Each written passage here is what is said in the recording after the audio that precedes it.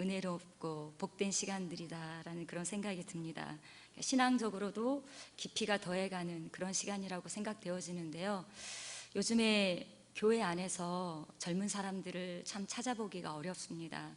세상과 짝해서 그렇게 열심히 살아가는 것이 최선인 줄만 알고 그렇게 살아가고 있는데, 정말 진실한 마음으로 하나님을 사랑하고 섬기기 원하는 그 마음이 정말 우리에게 주신 하나님의 은혜이고 축복이다라는 그런 생각이 듭니다. 우리 육여전도회를 위해서 다시 한번 격려의 박수를 해주겠습니다.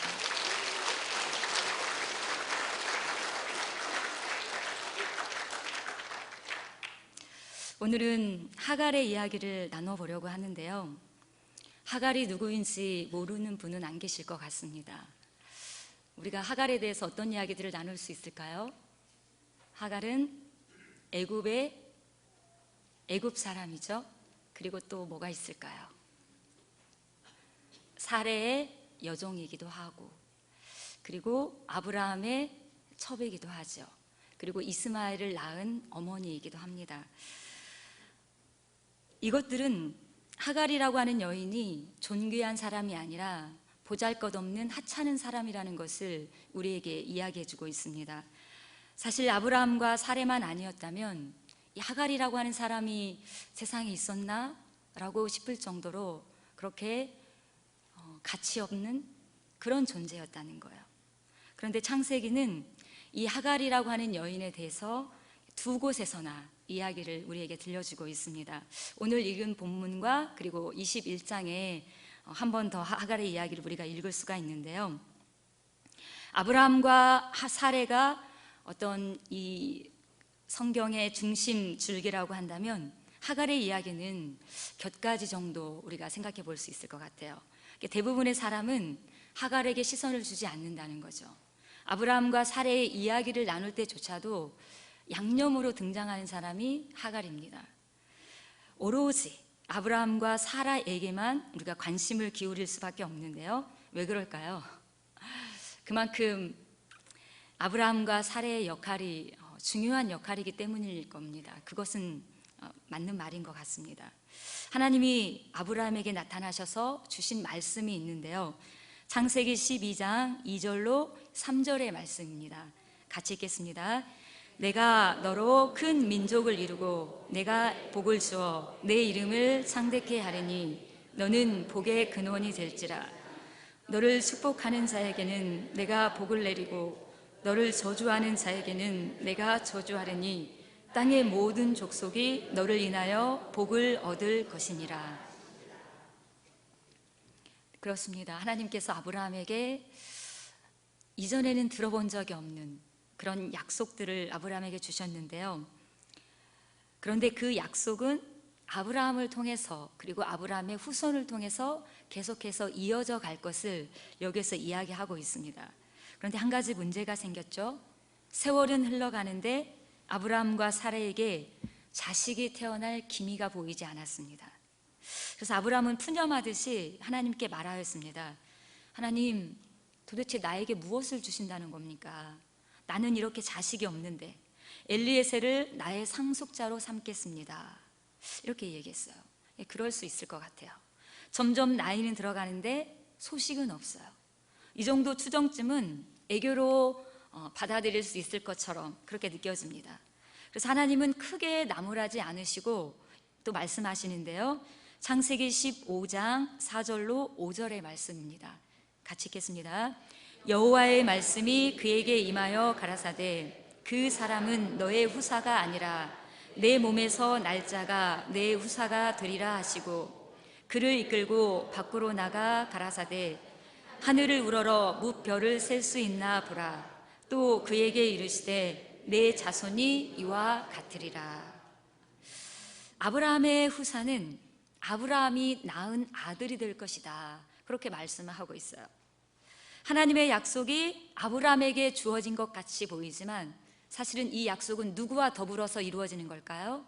사레와 더불어서 이루어지는 것이죠. 그런데 기다림이 길어질수록 아브라함과 사레는 점점 늙어가는 것을 느끼는 거예요. 우리가 나이를 먹으면서 내가 지금 늙어가고 있구나. 내 몸이 내 몸 같지 않은 그런 기분을 우리가 느끼잖아요. 이대로 가다가는 둘 다 생산이 끊어질 수도 있겠다라는 그런 생각까지 하게 됩니다. 그래서 생각해낸 것이 있죠. 아브라함에게 첩을 주어서 후손을 보는 것입니다. 사레가 아브라함에게 애굽 사람인 하갈을 첩으로 주었습니다. 물론 핑계는 있습니다. 하나님이 나에게 생산을 허락하지 않으셨다는 거예요. 이것은 하나님의 약속을 받은 지 꼭 10년째 되는 해에 있었던 일입니다. 10년이면 아브라함의 나이는 몇 살일까요? 75세에 부름을 받았으니까 10년 후면 85세가 되죠. 그러면 사레의 나이는 몇 살일까요? 10살 차이가 나니까 75세가 되는 거예요. 85세, 75세, 적은 나이가 아니죠. 아브라함이나 사레나 10년이면 충분히 기다릴 만큼 기다렸다고도 말할 수 있다는 거예요. 그런데 예상하지 못한 일이 발생하였습니다. 하갈이 임신한 것을 알고 태도가 바뀌게 된 거예요. 16장 4절의 말씀을 같이 읽겠습니다. 아브라함이 하갈과 동침하였더니 하갈이 잉태함에 그가 자기의 잉태함을 깨닫고 그 여주인을 멸시한지라. 잉태한 것을 깨달은 하갈이 자기의 여주인인 사레를 멸시하였습니다. 하갈이 아브라함의 첩이기는 하지만 사레에게는 여종이죠. 사레가 자기의 여종을 남편에게 준 거예요. 그런데 여종이 여주인을 멸시하는 일이 일어났습니다. 그 당시의 문화로 볼 때 이것은 있을 수 없는 일입니다. 멸시하였다는 것은 업신여겼다는 거예요. 하갈이 사레를 업신여긴 것은 단지 임신했기 때문일까요? 꼭 그것만은 아닌 것 같아요. 하갈은 하나님의 약속에 대해서, 이 하갈이라고 하는 사람이 아브라함과 사레에게 주신 하나님의 약속에 대해서 어느 정도 알고 있었는지는 정확히 알 수 없습니다. 그렇지만 적어도 아브라함과 사레와 한 집에 살고 있었으니까 아브라함이 하나님의 약속을 받았고 약속의 자녀를 기다리고 있었다는 사실은 알고 있었을 거예요. 그래서 기다리다가 지친 사레가 하갈을 아브라함에게 첩으로 준 것이라고 하는 것은 알고 있었다는 겁니다. 그토록 기다리던 사레는 임신을 하지 못했습니다. 그런데 하갈은 금방 임신을 했어요. 이것은 어떤 의미가 있을까요? 어쩌면 이것은 그 약속의 주인공이 사레가 아니라 나와 내 아이가 될 수도 있겠구나, 그런 생각을 해볼 수 있지 않았을까요? 그래서 자기의 위치를 망각한 채 여주인 사레를 업신여긴 것이 아닌가, 주객이 전도된 거죠. 사레는 이 모든 사단이 자기의 잘못된 선택에서 비롯되었다는 것을 인정하지 않습니다. 오히려 아브라함에게 떠넘기는 것을 우리가 볼 수가 있는데요. 5절의 말씀을 같이 읽겠습니다. 사레가 아브라함에게 이르되 나의 받는 욕은 당신이 받아야 옳도다. 내가 나의 여종을 당신의 품에 두었거늘 그가 자기의 잉태함을 깨닫고 나를 멸시하니 당신과 나 사이에 여호와께서 판단하시기를 원하노라. 아브라함은 이번에도 큰 반대 없이 사레의 뜻대로 하도록 허락을 하였습니다. 이런 남편, 좋은 남편일까요? 나쁜 남편일까요? 남자는 평생 새 여자의 말을 잘 들어야 한다는 우스갯말이 있죠. 누구의 말을 잘 들어야 되나요? 어머니, 그리고 아내, 그리고 그렇습니다. 특히 남편은, 아들은 어머니의 말을 잘 들어야 되지만 남편은 아내의 말을 잘 들어야 합니다. 그러나 남편이 아내의 말을 들었다고 해서 남편에게 책임이 없는 것은 아니라는 거예요. 아내는 아내대로, 남편은 남편대로 자기가 선택한 것에 대한 책임을 져야 하는데요. 에덴 동산에서도 그런 일이 있었습니다. 아담이 하와의 말을 듣고 선악과를 먹었어요. 아담에게 책임이 없는 것일까요? 아담에게 책임이 없는 것이 아닙니다. 오히려 아담의 불순종이 하와의 불순종보다 훨씬 더 부각되는 것을 우리가 알 수가 있어요. 왜 그럴까요? 아담은 그 집안의 가장이기 때문입니다. 그 집안의 대표성을 띤 그런 사람이기 때문이라는 거예요. 아브라함도 사레가 하는 말을 잘 들었습니다. 잘 들었는데 결과는 좋지 못했습니다. 집안의 평화가 깨졌어요. 하나님의 약속과는 상관없는 이스마엘을 낳게 되었습니다. 이삭과 이스마엘은 물론 그들의 자손 대대로 충돌을 피할 수 없는 그런 일이 계속 일어나게 되었어요. 그걸 막을 수가 없습니다. 하갈은 사레를 멸시했고 사레는 하갈을 학대하였습니다. 결국 사레의 학대를 견디지 못한 하갈이 어떻게 하였습니까? 도망쳤어요. 하갈의 이야기는 여기서부터 시작되는 거예요. 하갈이 도망가는 길에 만난 사람이 있습니다. 누구일까요? 여기에서는 여호와의 사자를 만났다라고 그렇게 말씀하고 있는데요. 7절의 말씀을 같이 읽겠습니다. 여호와의 사자가 광야의 샘 곁 곧 술길 샘물 곁에서 그를 만나. 하나님께서 하갈에게 물으십니다. 하갈아, 내가 어디서 왔으며 어디로 가느냐? 하갈아, 내가 어디서 왔으며 어디로 가느냐? 하갈이 대답하였습니다. 나는 나의 여주인 사레를 피해서 도망치고 있습니다. 표면적으로는 그렇죠. 하갈은 지금 사레의 학대를 견디지 못하고 도망치고 있습니다. 임신한 여자가 혼자서 광야로 나갔다는 것은 죽기를 각오하지 않으면 할 수 없는 일이에요. 그만큼 위험한 일이었다는 거예요. 물론 하갈이 도망치면서 갈 곳을 생각하지 않은 것은 아니에요. 자기가 태어나고 자란 곳, 부모와 친척과 친구가 있는 애굽으로 내려갈 생각을 했던 것처럼 보입니다. 여기 술길이라고 하는 지리적 위치가 그 사실을 우리에게 짐작할 수 있게 하는데요. 하갈이 여호와의 사자를 만난 이 길은 팔레스타인과 이 애굽을 연결하는 좁고 험한 길이에요. 이 길을 이렇게 쭉 따라가다 보면 5일에서 6일 정도 걸리면 애굽에 도착할 수 있는 그런 길이었다는 거죠.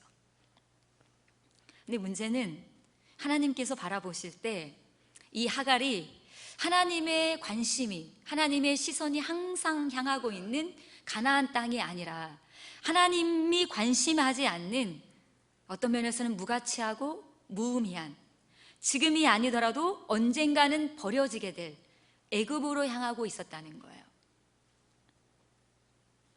하나님은 하갈의 길을 그래서 막으셨습니다. 그리고 사라에게로 돌아가라고 이렇게 말씀을 하시는데요. 집으로 돌아가서 그 수하에 복종하라 그렇게 말씀합니다. 이것은 어떤 의미가 있을까요? 하나님의 시선이 머물고 있는 곳에 너가 머물고 있어라, 그런 의미가 있다는 거예요. 하갈이 아브라함의 첩이 되는 순간 하갈은 더 이상 아브라함과 사레와 무관한 존재가 아니게 되었어요. 아브라함과 더불어서 하나님의 약속을 받은 사레와는 비교도 할 수 없는 그렇지만 자기도 모르는 사이에 이 하갈이라고 하는 사람이 하나님의 관심 안에 들어와 있었다는 거예요. 그 사실을 확신할 수 있는 근거가 뭘까요? 하나님이 하갈을 찾아오셨다는 거예요. 이것보다 확실한 증거가 없습니다. 하나님이 하갈을 찾아오셨어요. 하갈이 하나님이 보내신 사자를 만났습니다. 여호와의 사자를 만났다는 것은 하나님을 만났다는 거예요. 사람들이 보기에 한낱 여종에 불과했습니다. 여주인의 학대를 피하려고 하면 도망치는 것밖에 할 수 없는 그런 가련한 여인이었다는 거예요. 인적이 드문 길에서 강도를 만나 죽을 수도 있었어요. 신분도 재물도 힘도 능력도 아무것도 없는, 살아있으나 무가치한 존재가 바로 하갈의 처지였었다는 거죠. 그런데 그가 광야로 도망쳐 나왔을 때 그곳에서 하나님을 만났어요. 하나님께서 하갈에게 다가오셔서 이게 말씀하시는 거예요. 말을 걸으시는 거죠. 하갈아, 내가 어디서 왔으며 어디로 가느냐?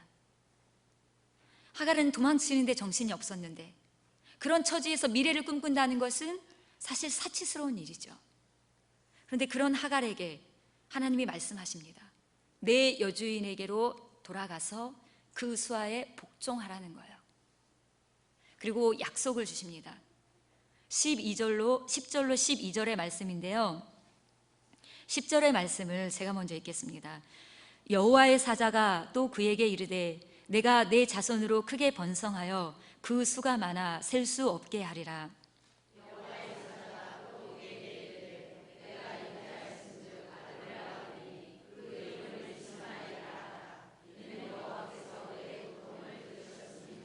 같이 읽겠습니다. 그가 사람 중에 들나귀 같이 되리니 그 손이 모든 사람을 치겠고 모든 사람의 손이 그를 칠지며 그가 모든 형제의 동방에서 살리라 하니라. 하갈이 낳을 아기의 이름을 지어주십니다. 그 아기의 이름은 이스마엘이죠. 여호와께서 내 고통을 들으셨다는 뜻입니다. 내가 내 자손으로 크게 번성하여 그 수가 많아서 셀 수가 없게 하겠다. 그가 사람들 중에 들나귀 같이 되어서 그 손이 모든 사람을 치겠고 모든 사람의 손이 그를 칠 것이다. 그렇게 말씀하십니다. 한번 생각해 볼까요? 축복일까요? 저주일까요? 축복인 것 같기도 한데 어떻게 보면 또 저주같이도 보여요. 생각하기 나름인 것 같습니다. 그런데 일단은 하갈은 자기가 낳은 아들에 대한 양육권이라고 해야 될까요? 양육권은 가질 수 있다는 것을 확인할 수가 있습니다. 그렇지만 이것은 이 이스마엘이라고 하는 사람이 하나님의 약속 밖에 있을 것이라는 것을 암시하는 거기도 합니다. 하나님의 약속과는 무관한 거죠. 크게 번성해서 큰 민족을 이루겠다고는 합니다. 이것은 뭘까요? 축복이죠. 그런데 다른 사람과 충돌하면서 살아가게 될 것에 대해서 이야기하고 있어요. 고달픈 인생을 살게 될 것이라는 것을 미루어 짐작할 수가 있다는 거죠. 마냥 좋아할 일만은 아니죠. 그러나 그런 점에서 들나귀같이 되리라고 하는 것은 또 다행스럽습니다. 고단한 인생을 사는 사람에게 야생 나귀처럼 길들여지지 않는 그런 거친 그런 성향들은 오히려 장점으로 작용할 수 있기 때문이라는 거죠. 우리가 이삭에 대해서 잘 알고 있는데 하나님이 이스마엘을 향해서 하신 말씀들을 생각을 하면 이삭과 이스마엘이 참 다르구나 라고 하는 것을 우리가 생각해 볼 수가 있습니다. 그런데 이 모든 이야기가 다 끝난 다음에 하갈은 이 모든 이야기 중에서 이 모든 이야기 속에 드러나고 있지는 않지만 가장 중요한 사실 하나를 깨닫게 됩니다. 그게 뭘까요?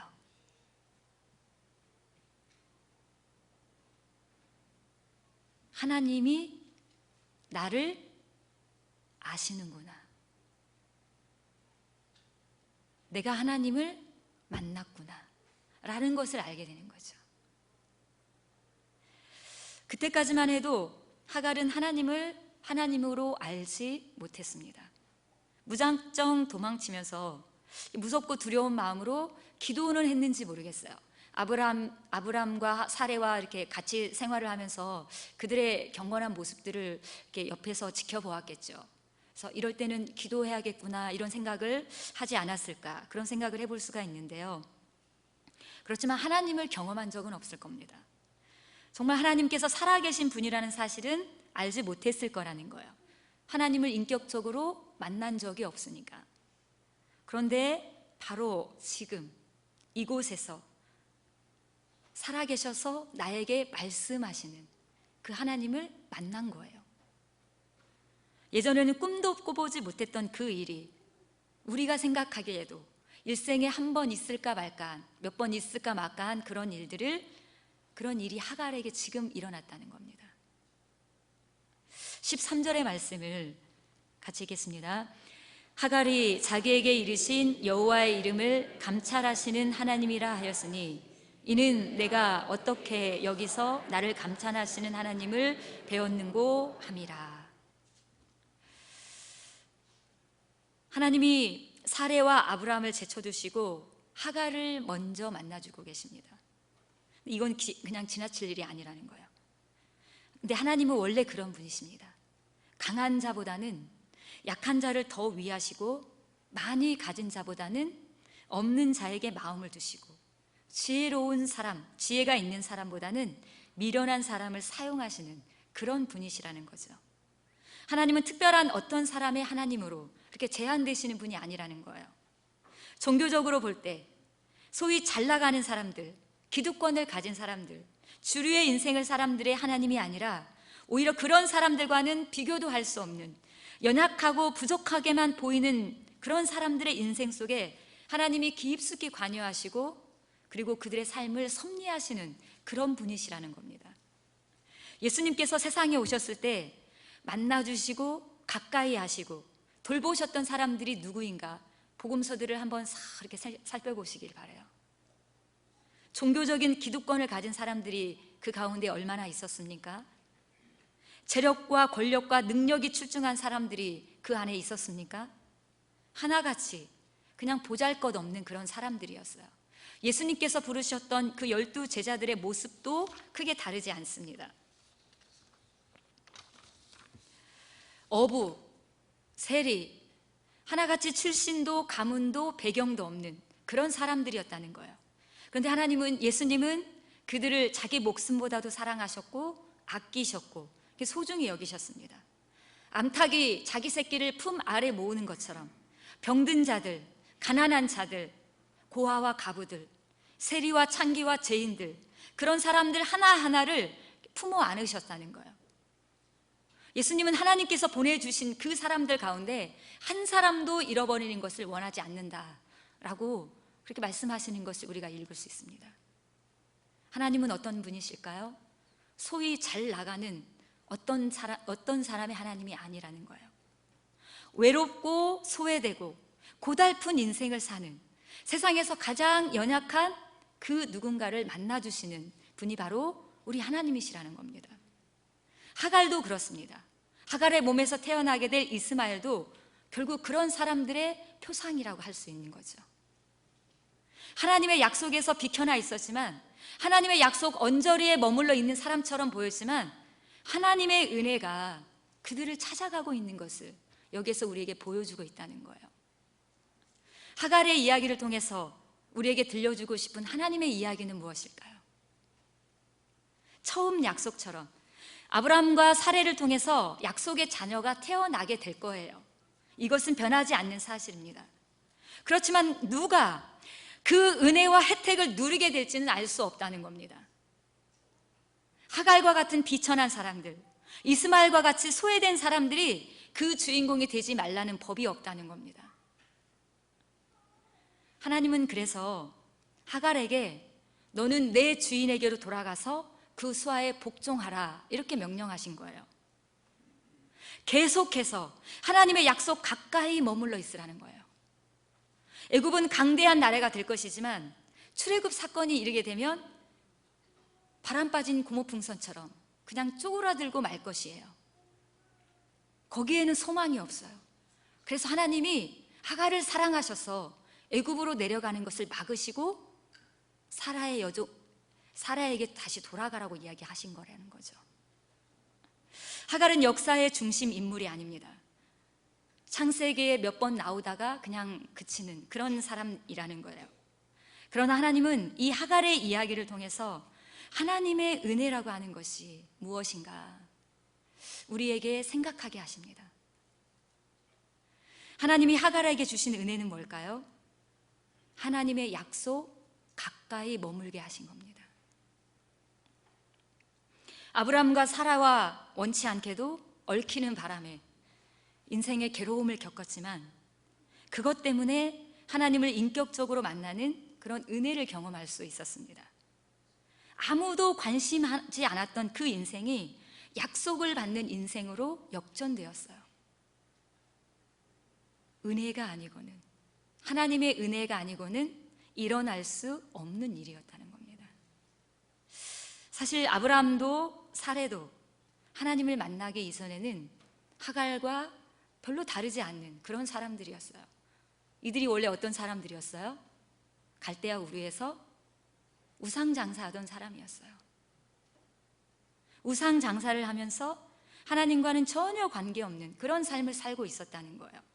그런데 하나님께서 아브라함을 찾아가 주셔서 그의 이름을 부르시고 약속을 주셨어요. 하나님의 약속을 받고 믿음으로 순종했을 때 그랬을 때 하나님과 동행하는 삶을 사는 그런 은혜의 한 가운데로 들어가는 사람이 되었다는 거예요. 아브라함에게 임하신 은혜가 이번에는 하갈에게 임하고 있는 겁니다. 하갈은 뒤늦게 그 사실을 깨달았습니다. 그리고 그곳에서 하나님을 만난 그 감격을 어떻게 할 수가 없어서 그곳의 이름을 부엘 라헤로이라고 이름을 붙입니다. 감찰하시는 하나님이라는 거예요. 내가 여기서 나를 감찰하신 하나님을 만났다. 그런 하나님 경험한 적 있으세요? 우리가 처한 상황과 조건, 우리가 가지고 있는 조건들은 하나님 앞에서 전혀 중요하지 않습니다. 하나님의 은혜가 임하는 순간 우리를 괴롭게 하고 힘들게 하고 우리를 고민하게 했던 그 모든 것은 힘을 잃어버리게 돼요. 아브라함과 사레의 여종일지라도, 비록 나의 신분은 그렇게 하찮은 여종일지라도 하나님의 약속을 붙든 그 하갈은 이전과는 다른 인생을 살게 되었을 겁니다.